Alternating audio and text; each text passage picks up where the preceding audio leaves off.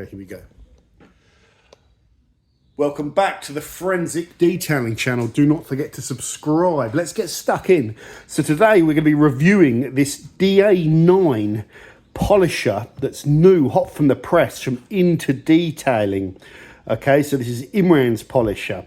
This is going to supersede his DA8 polisher, which I believe will be slowly phased out.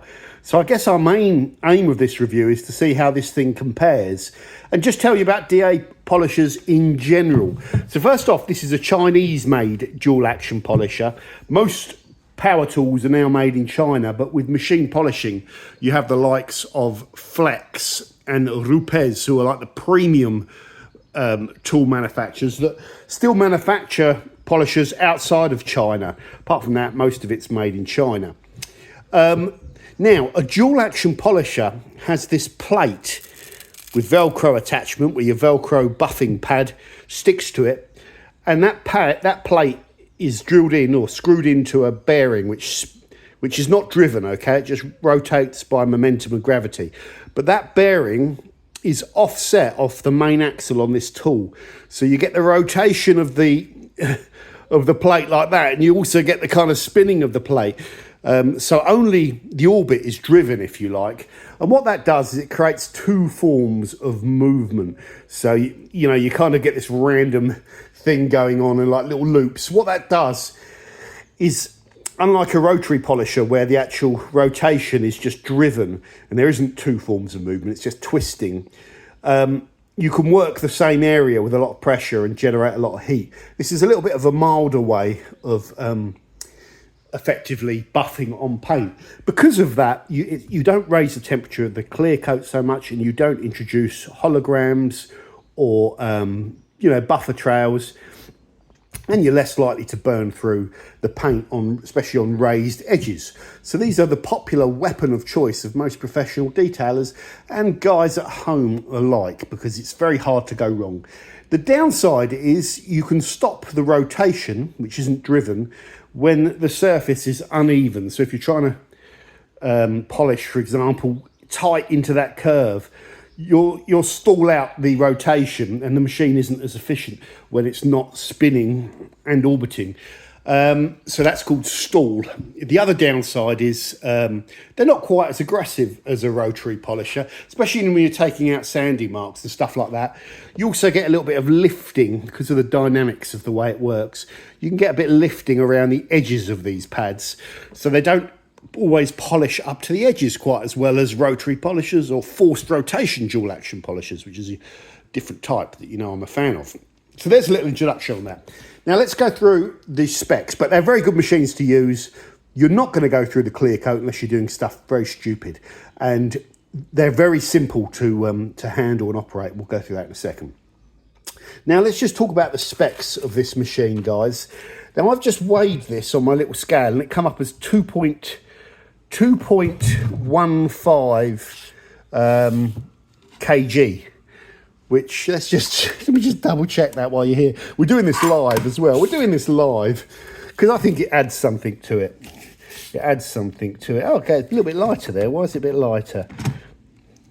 Well, there we go, 2.07 kg. So near close to 2. It'll be a little bit lighter if you put a smaller plate on it and take the pad off, etc. So close to 2 kilos. This machine doesn't feel heavy to me. You wouldn't have, it wouldn't be overbearing. Some of them can weigh up to sort of 3 kilos and beyond, some of the ones with batteries in them and all that sort of stuff. The next thing is the plate size that comes with it. This is a 125mm backing plate there, and that backing plate can be removed with this spanner, and this spanner here operating the spanner.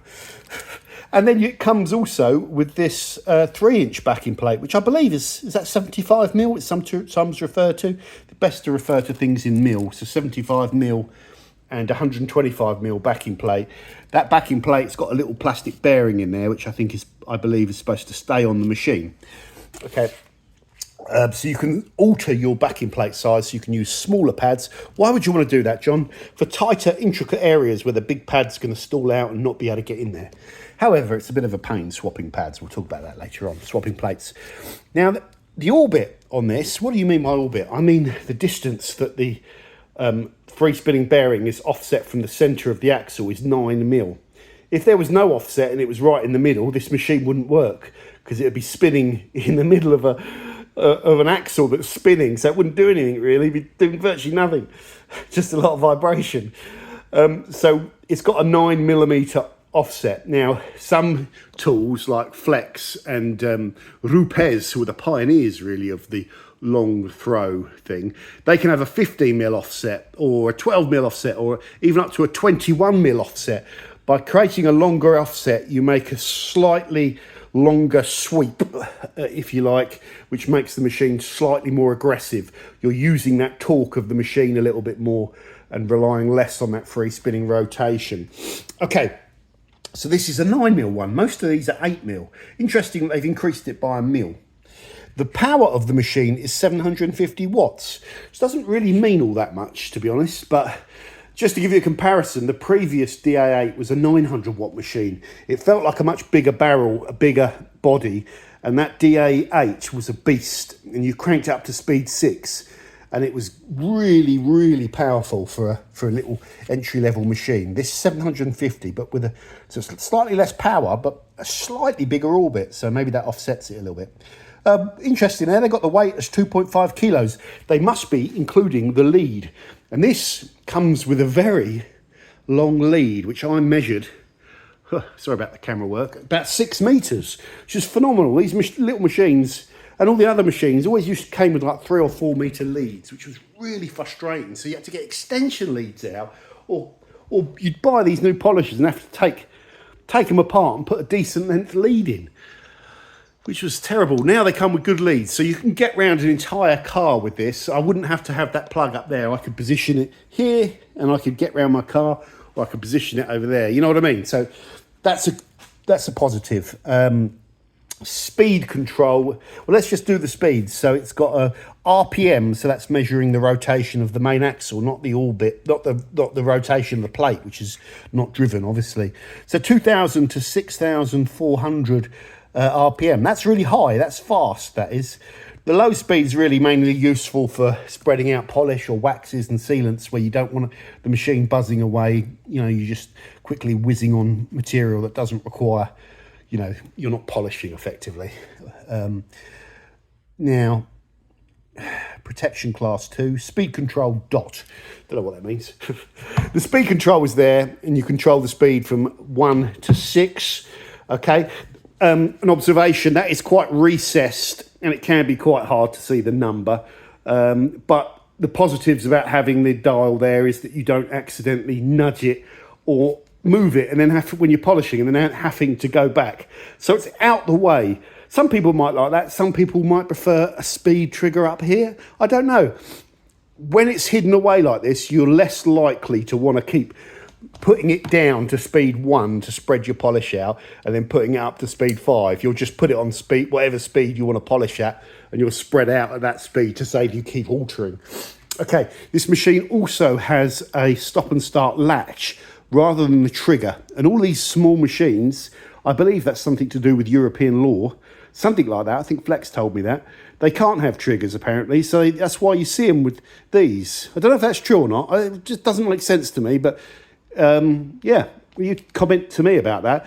This trigger goes on like that and then catches on there, forgive the audio, and then you just push down to turn it off. It can be a bit fiddly. If you don't push down there to lift it up like a seesaw, then it won't slide on. I suppose that does protect it from accidentally going on, but you just got to get the hang of pushing down and then up. Okay? And then off, okay? You also see that rubber footrest there, which means you can set the machine down and it's pretty solid. It's also sitting on that piece of rubberized orange stuff there, which is all rubberized. So it's not sitting on any hard plastics, which is good. If you accidentally set it down on clear coat because you didn't know what you were doing, you're less likely to scratch the clear coat. So that's quite cool that they thought about that. Now, what are some of the other features? These things here, guys. You might think these are access points for the brushes. If you don't know what the brushes are, we'll talk about that in a second. They're not. These are just mount points for either a stick or a D handle, so you can hold it. There is no D handle that's come with this particular polisher, but speaking to Imran, he's going to make sure they're included. This is like a demo version prototype thing that I am kind of feeding back to him on as well. So I think it's good that you're going to get a D handle with it. I won't use the D handle, but some people like them, just a force of habit. Sometimes if you're polishing vertically, then it can be nice to have a D handle in certain circumstances, but whatever, you get the idea with that. So it will come with a D handle. Okay, other ergonomic features. It's got the vents here, so it's going to suck air through here. That air will go through over the motor to try and maintain temperature, and it will blow out, I believe, here. It's also got holes underneath, so it's probably blowing out air down through the actual main axle, if you want to call it, and down through the plate and through the pad, which is hopefully going to help maintain temperature of pads and pad temperature. You know, you don't want your pads overheating, so a bit of cooling for the pads. That seems to be a common feature now.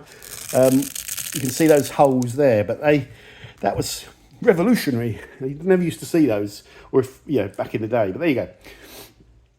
Okay, we've talked about the hose, the cable length. We've talked about most things. It's got an integrated rubberized bale on it. We know about the weight. We know about the operating speeds. What's the noise and vibration like, guys? That's speed 4. I'm going to put this up to top speed. This is where doing this review is a bit... Probably gets bottom speed, probably, isn't it? Where am I? No, that's off. Good start, John. Right, we're on top speed now, and hopefully you can get an idea of noise and vibration. No, that's not top speed. Sort it out, John. Right, let's just get this. Right. That is top speed. Here we go. So this is going to be quite fast. Not too bad on vibration. That is good.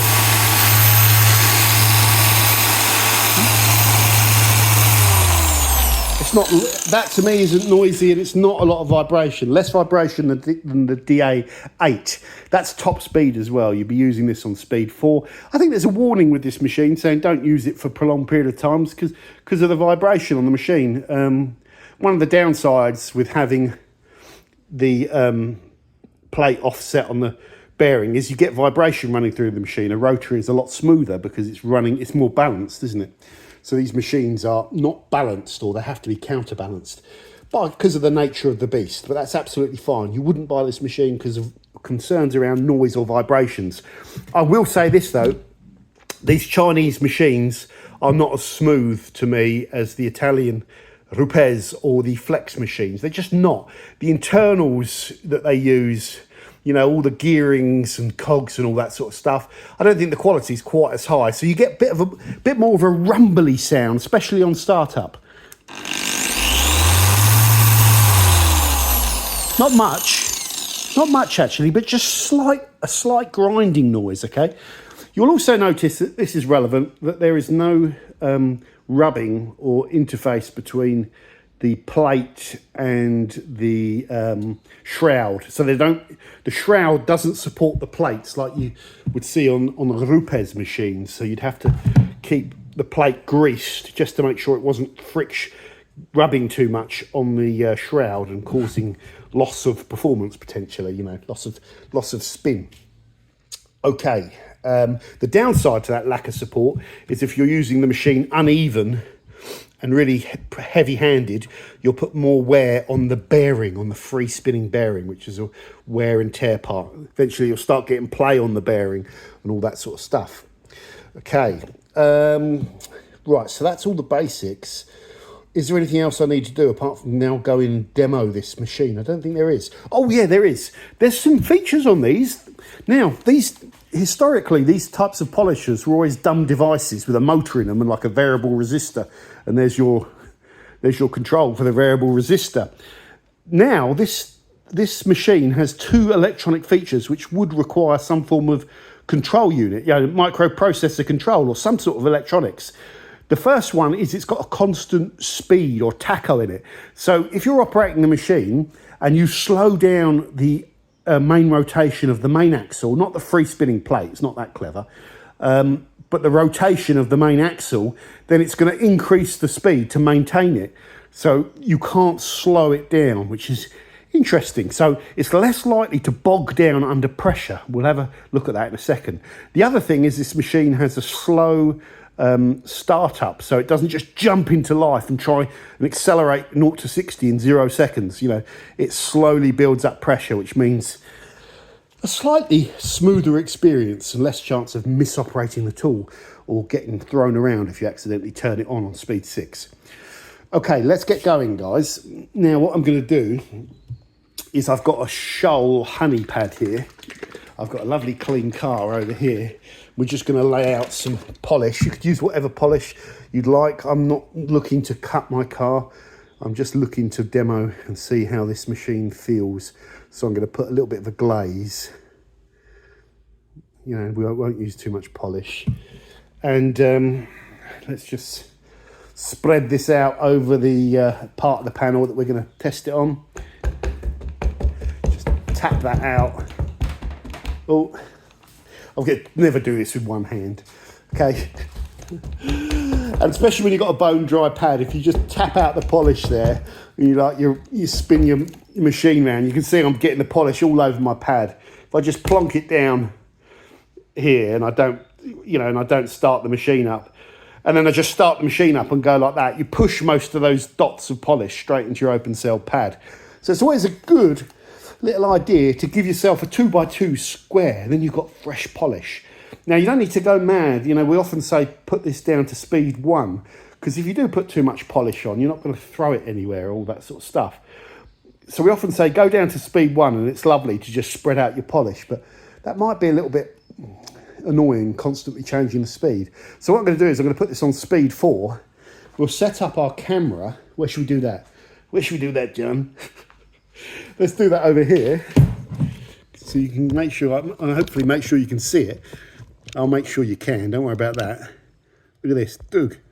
There we go, it's a nice good view, isn't it?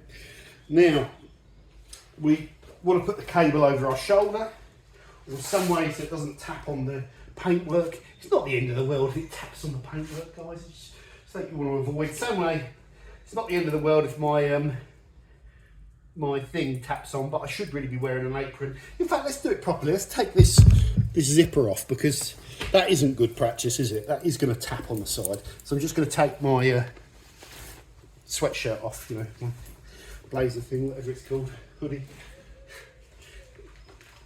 And yeah, I've got no jewellery or watch on or anything, so that's probably good practice. And we've got this on speed 4, and I'll just show you. We can spread here on speed 4. I'm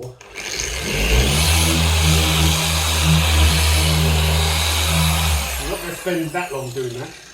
Now we're ready to polish, and I'm already at the speed I'm going to use. So if you want, you can slow that down to speed 1. I'll keep that speed 4. And if we were doing a cutting compound or a single stage polish using a pure abrasive, a good benchmark would be to do 4 passes. That would be 1 pass, that would be 2 passes, that would be 3 passes, that would be 4 passes. That's a good benchmark. If you're dry buffing, because all the polish has disappeared into the pad or there's not enough, then stop.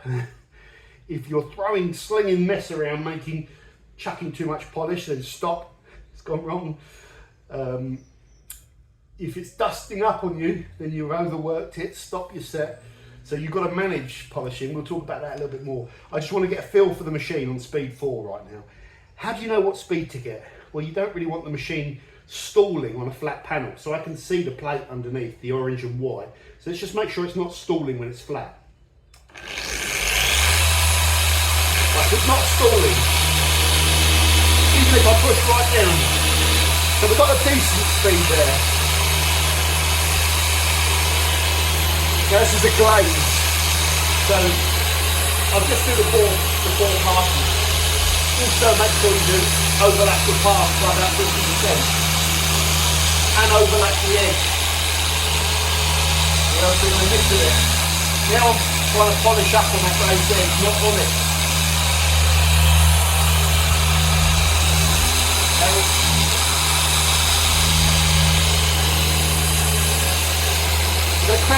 little bit.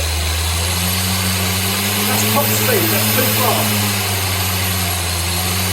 Good.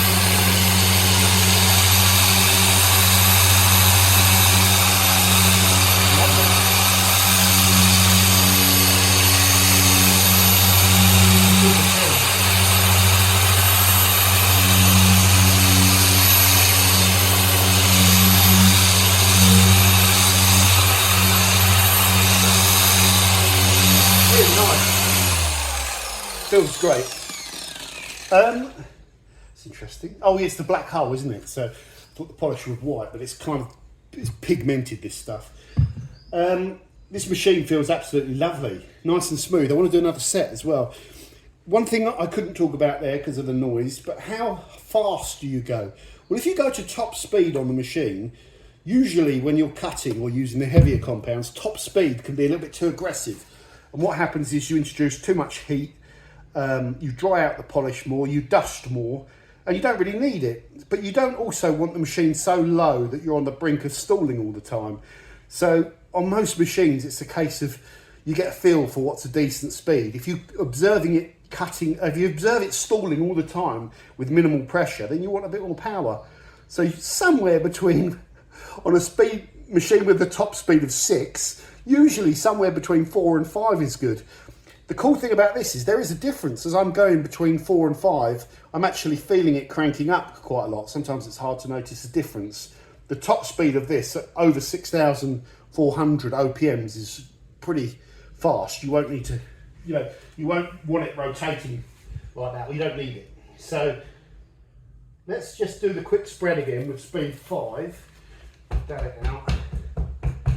Don't spend too long doing that. Spread it. And away we go. Hold the machine, don't do that, hold on to it.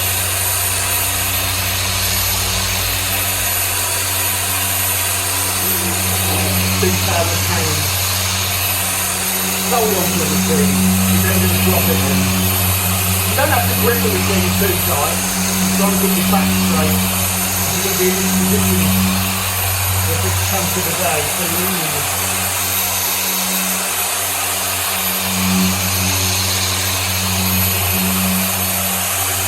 Lovely material. Lovely. So easy.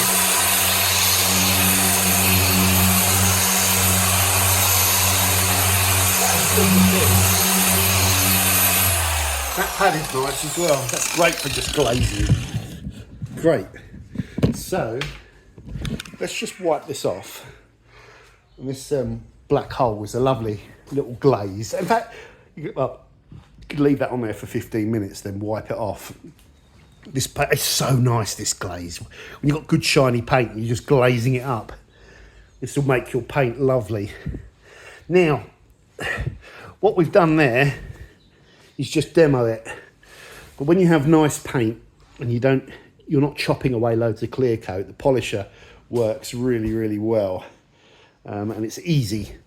So let's just add that if we were using a much heavier compound like H8 or something, we're using wool pads, then you can get dusting, you can get, the buff can be a bit more thick and harder to buff off.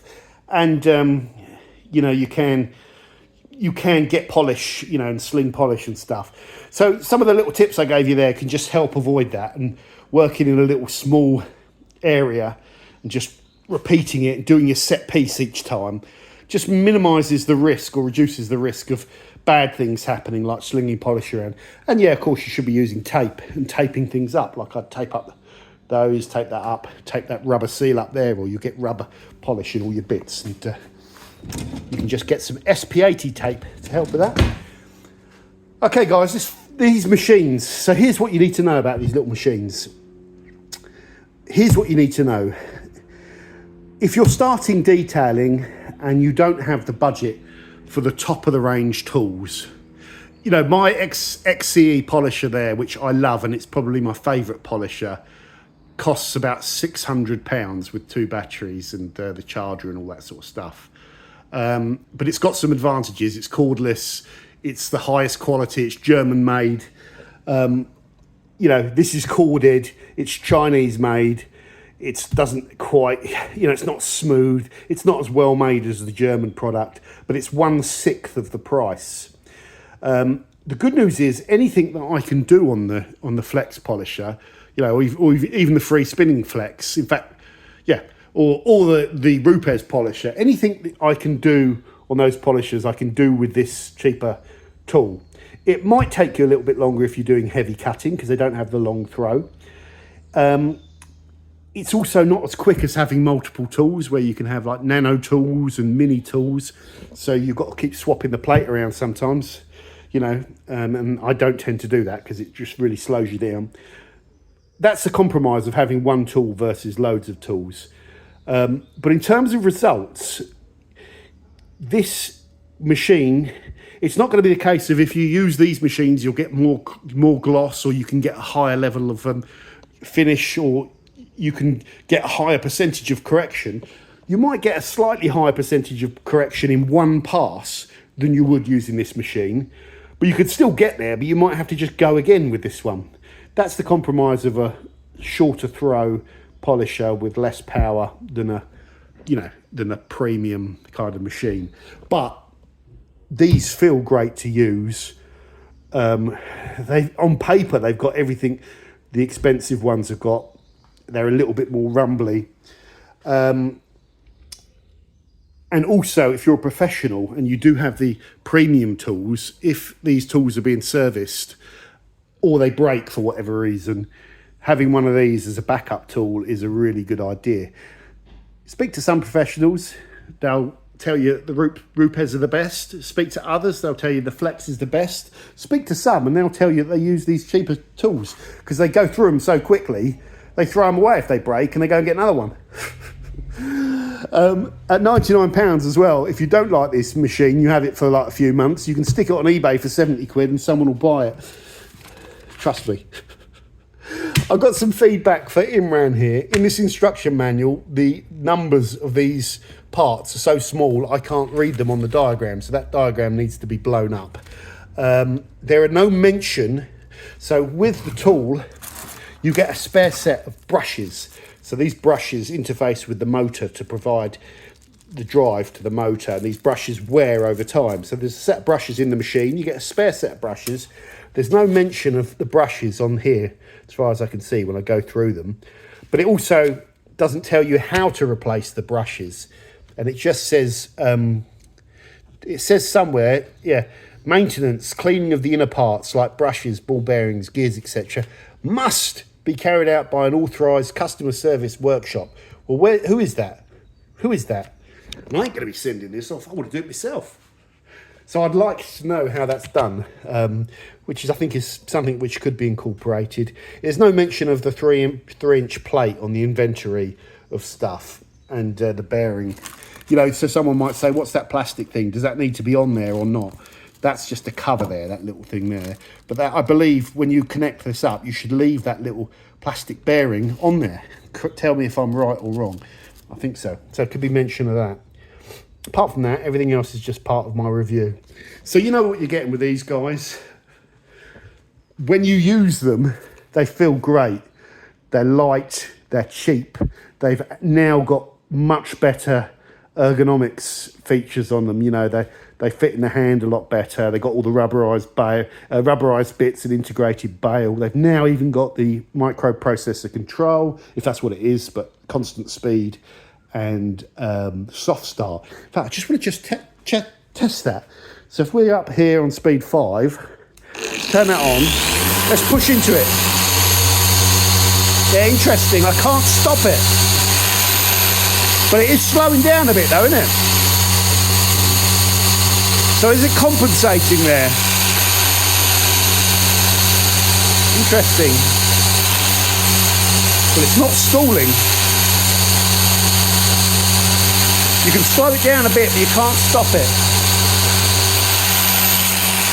Mind you, you shouldn't really be pushing that hard. So yeah, let's just observe that soft start as well. Let's just observe that.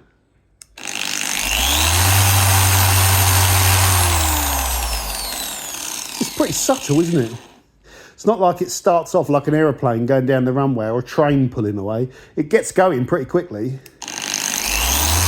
Full speed. But I don't know. That just seems fine to me. I like the fact you can set it down. So there is a review of the new DA9 from Into Detailing. It's £10 cheaper than the DA8. I'll put a link for it in the description on Imran's site. The cool thing I will do is I will show you on tough, hard German swirled up paint that you can still use this machine to dig out mega deep swirls and gloss up your finish to great effect. So if you want to see that, hand it up a bit. Subscribe to the Forensics Detailing channel. That is a wrap, guys. What's coming? There's loads of stuff coming on the channel, guys. I'm working my proverbial behind off because I need to make some money to pay for my blown Porsche engine. So I've got to get my derriere in gear. We've also got this new mini polisher from Into Detailing that I will be telling you all about. It's quite nifty, this. Look at this. That's got some power. I've got to go through and do some playing around with it first to get my head around it.